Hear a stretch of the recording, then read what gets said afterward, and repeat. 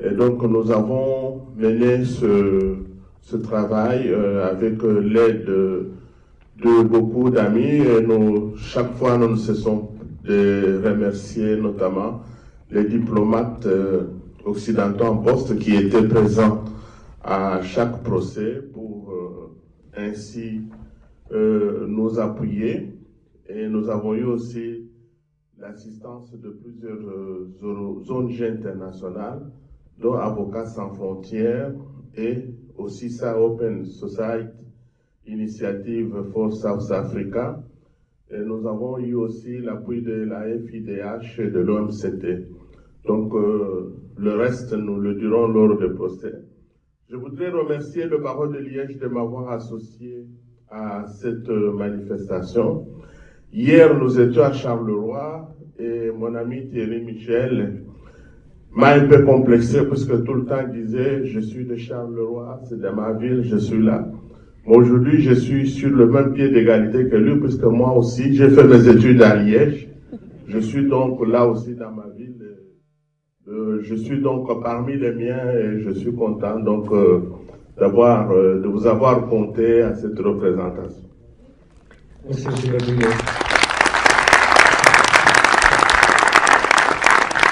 Badouillet. Je voulais donc s'associer à cette projection parce qu'effectivement la défense de dossiers emblématiques, de dossiers sensibles, touche tout un chacun quand on est avocat, que ce soit ici à Liège ou ailleurs, et la volonté donc d'associer le bâtonnier Mukendi à cette projection, à ce débat, mais fait partie de ce projet que nous avons voulu au sein du barreau de Liège, de donner un peu la lumière aussi à d'autres confrères que les confrères liégeois sur un travail qui est extrêmement difficile. Alors pour la suite, voilà, je vous laisse la parole, vous aviez des questions.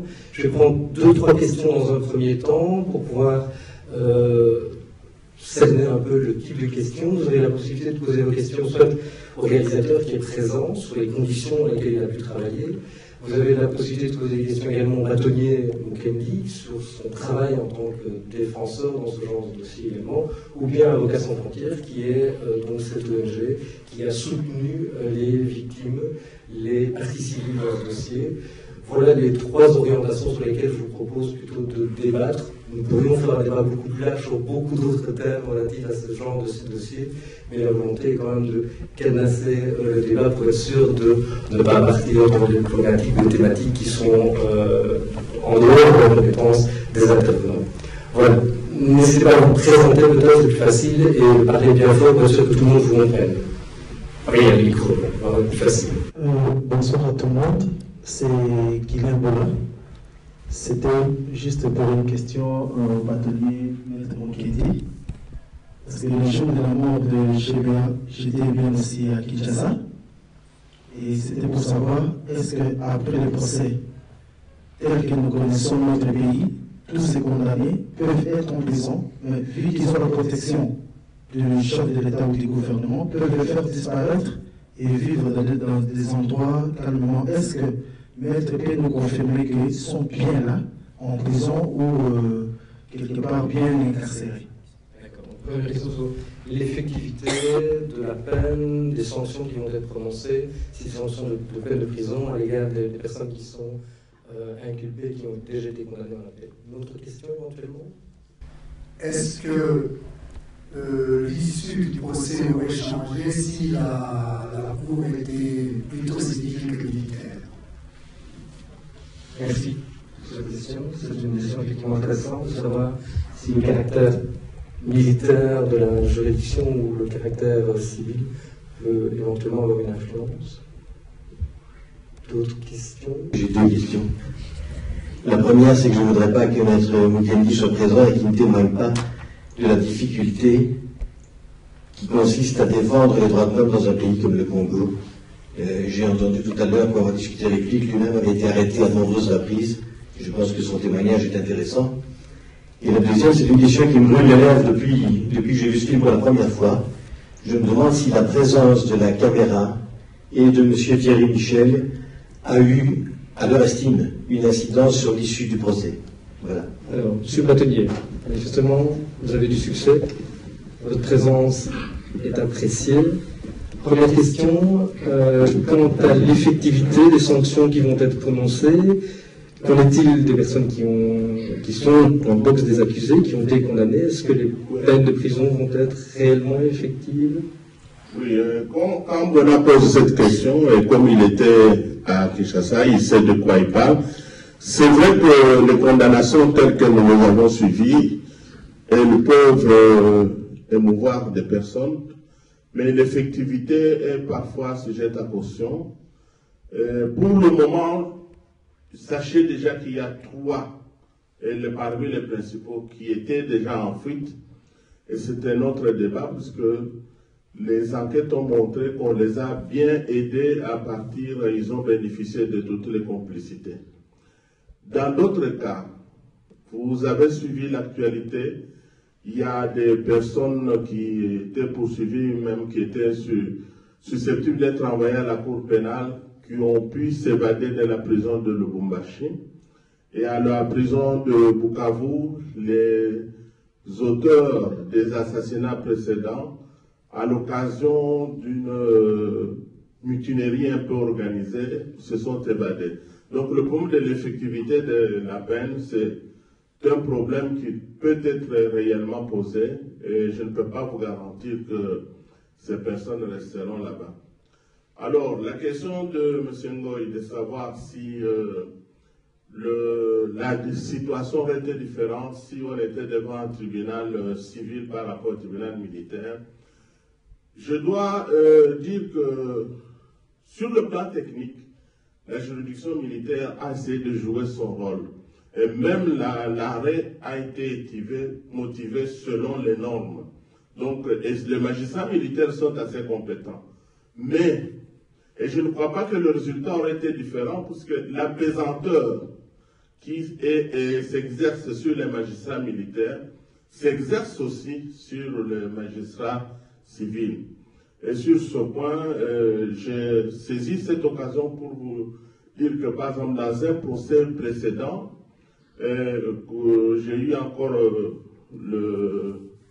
je ne dis pas le bonheur, mais enfin le bonheur parce qu'il y a eu acquittement de diriger de notre confrère maître Marie-Thérèse Zerlando. Elle a été acquittée, mais après son acquittement, les magistrats qui l'avaient acquitté ont d'abord été interpellés, mutés vers une région très lointaine, et 3 jours après, comme ils n'étaient pas partis, poursuivis pour refus de mutation, et 2 jours avant que je ne parte, ils venaient m'amener un décret les révoquant de la magistrature. Donc, et cela s'est fait déjà aussi contre les magistrats civils. J'ai saisi d'ailleurs cette occasion pour aussi demander au syndicat des magistrats belges de s'intéresser au cas des magistrats congolais. On a besoin de l'indépendance des magistrats, des bons magistrats. Il en existe, bien sûr, au Congo, malgré les difficultés, mais ils doivent être soutenus dans leur indépendance parce que le pouvoir a toujours soit une répression, soit en tout cas une présence pas du tout très lointaine pour leur faire comprendre qu'ils doivent dire le droit dans le sens qu'il faut et non pas dans le sens du bon droit. Donc là, il y a un problème général dans la magistrature. Bon, monsieur le bâtonnier fait peu partie de quelques confidences que nous avons eues. Cette pesanteur sur les magistrats, vous avez vu dans le film, s'exerce aussi sur les témoins et bien sûr sur les avocats. Et je dois vous dire que ce n'est pas facile de se porter volontaire pour défendre des cas comme cela. Bon, moi qui vous le dis, je l'ai dit à monsieur le bâtonnier, j'ai eu l'occasion d'être dans plusieurs procès politiques. Mais la chance que j'ai, c'est parce que j'ai mon épouse que je voudrais vous présenter, Caroline, qui est là. Mettez-vous debout. Il m'accompagne.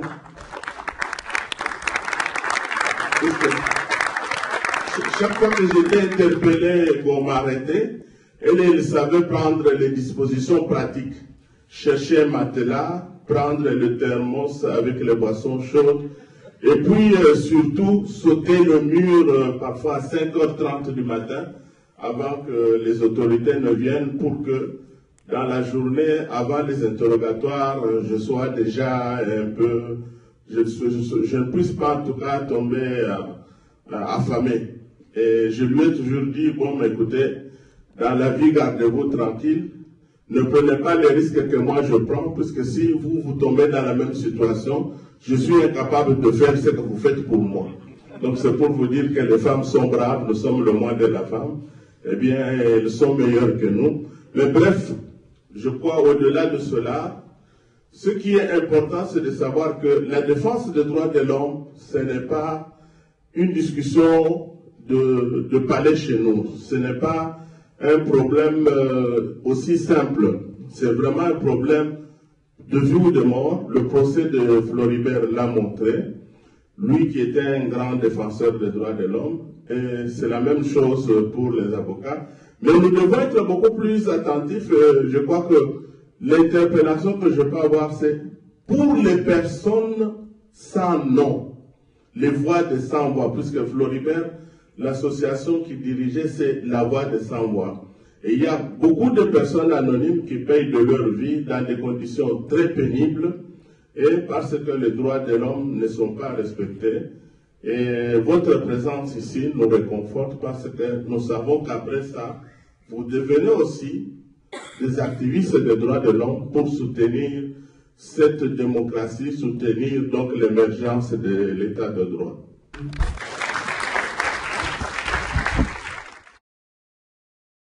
C'est clair dès le départ, puisque j'ai senti quand j'ai voulu commencer à filmer le procès que j'allais m'embourber dans les méandres d'autorisation administrative qu'on n'allait pas me donner, ou avec tellement de réticence, en m'épuisant complètement. Et j'ai fait le forcing et j'ai été soutenu par la Cour militaire. Donc la Cour militaire m'a tout de suite autorisé à pouvoir tout suivre, sans attendre du tout que l'État, lui, ne cautionne ma présence. Je pense que cette rupture, d'ailleurs, entre la Cour militaire et entre l'État se sent dans le film, d'ailleurs, quand on voit l'avocate de l'État expliquer qu'on n'est même pas sûr que Floribert ne s'est pas fait mal en glissant, il faudrait qu'il revienne à la vie, et on voit bien que là, on est très très loin du réquisitoire de l'auditeur militaire. Alors, est-ce que la caméra joue un rôle? Sûrement. Je pense qu'il y avait des caméras congolaises, mais il faut quand même dire une chose, elles ne prenaient pas vraiment le son, c'était des micro-caméras, et j'ai essayé d'utiliser quelques images tournées par des confrères, et c'était absolument inaudible. Donc elles étaient là quand même comme caution, il y avait quand même cette présence de l'image, et il y avait dans les journaux télévisés, suivant les tendances évidemment, des commentaires qui pouvaient être donnés le soir. Mais au niveau international, c'était ma caméra, la seule, et un micro, heureusement, le micro de Radio France Internationale et de son correspondant qui a fait des chroniques de tous les membres importants du procès. Et c'est clair que c'est un acteur du film et qu'ils étaient pris par ce jeu. C'est même dit d'ailleurs, l'auditeur militaire qui dit, pour prouver au niveau national mais aussi international qu'on n'est pas dans une parodie de justice, il faut que votre verdict soit à la hauteur. Donc la caméra influence la justice, je pense qu'il ne faut pas se faire d'illusions, c'est un acteur. Et alors en plus je jouais dans la coulisse, mais ça il n'était pas censé le savoir. Personne ne savait que j'ai suivi le témoin de cache en cache, c'était même plus que le suivre, c'était un peu l'aider à ne pas se faire, ne pas disparaître, parce qu'il était, et ça je n'ai jamais compris, totalement abandonné à lui-même. Absolument là. Autant on lui avait demandé d'être témoin et donner des garanties, y compris les Nations Unies, autant une fois qu'il avait donné son témoignage, il n'avait plus de quoi se payer les cartes de téléphone. Merci. Il y avait d'autres questions, une question là-bas au bout. Oui, bonsoir, c'est Papicho Olenga. Je tiens à remercier Thierry Michel pour ses films extraordinaires qui restera à jamais gravé dans la mémoire des hommes et femmes défenseurs de droits de l'homme. Mais je tiens aussi à interpeller l'opinion publique belge. Nous le savons tous que le commanditaire, l'instigateur, c'est M. John Numbi.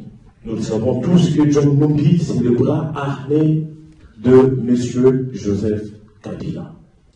Et ces genres d'exécution, je vous dis que ça se passe tout le jour, tout le mois, en République démocratique du Congo. Merci de votre témoignage. Vous auriez une question, peut-être pour les personnes qui sont intervenantes? Une interpellation et puis une question peut-être après. Je ne sais pas trop long, j'essaie d'être bref. Merci. Mobutu disait, le peuple belge et le peuple congolais ont un avenir commun. Et Jean-Claude qui va rajouter par après que le peuple de la Belgique doit s'intéresser au peuple congolais. La Belgique doit s'intéresser au Congo parce que c'est la seule nation, c'est le seul peuple qui nous considère comme frères et c'est la seule nation qui nous considère comme grands.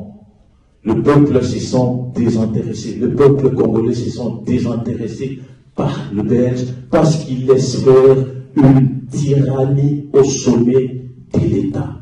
Nous sommes dans un non-État. Et si vous voulez avoir une justice impartiale, équitable, pour consoler la veuve Chébéa, les enfants Chébéa, il faut d'abord que ces assassins soient mis hors du pouvoir. Le peuple l'a manifesté lors du vote passé. Ils ont sanctionné le régime Kabila par le vote. Mais on l'a toujours imposé par l'Occident, parce qu'il plaît l'Occident, parce qu'il plaît certaines politiques belges qui tirent d'énormes profits, que Kabila soit à la tête. Excusez-moi, merci pour vos points de vue. Je voudrais savoir si vous avez des questions pour les intervenants, parce que notamment on a un intervenant qui va devoir partir, donc je voulais... Ça va, alors, je pense que merci beaucoup, monsieur. Il y a une question ici. Merci.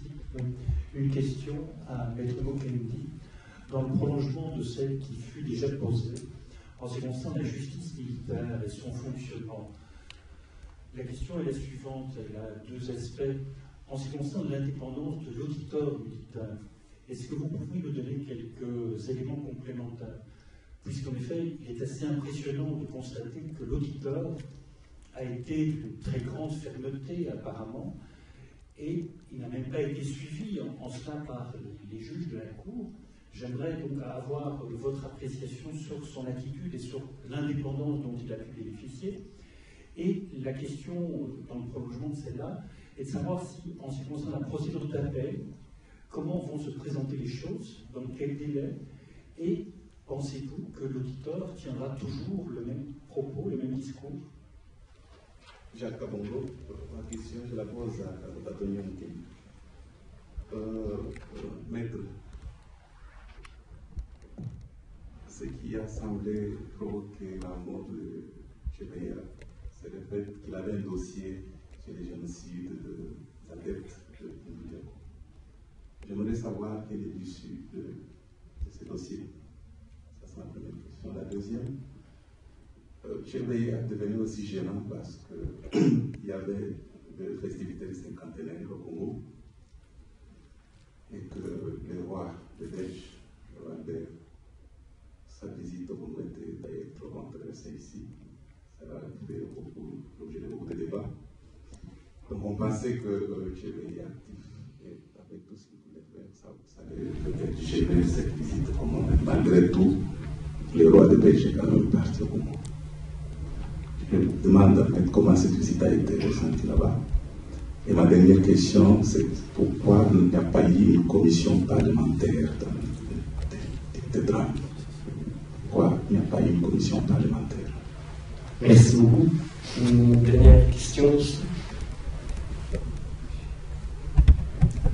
Avec Henri Avocat, je remercie M. Michel pour la force de son film et aussi pour nous montrer cette image tout à fait étonnante d'un ministre de la Justice qui, sur la tombe de M. Chebaya, ce lapsus extraordinaire en disant que l'impunité ne doit pas être un vrai mot. C'est étonnant. Et alors je vois qu'il y a aussi des représentants d'ASF dans la salle, ASF Belgique tous les deux, ou ASF Belgique et ASF France. Il y en avait aussi, en tout cas l'ASF France que l'on voit dans le film. Alors je voudrais leur demander d'abord ce que d'ici, outre payer une cotisation de temps en temps, nous pouvons faire pour efficacement aider la défense dans ces pays et venir au secours d'Avocats sans frontières et des autres ONG qui travaillent dans ce sens, et puis peut-être avoir un petit souhait, s'il pouvait y avoir un plus grand rapprochement entre ASF Belgique et ASF France, ça contribuerait peut-être à l'efficacité de leur démarche. Merci.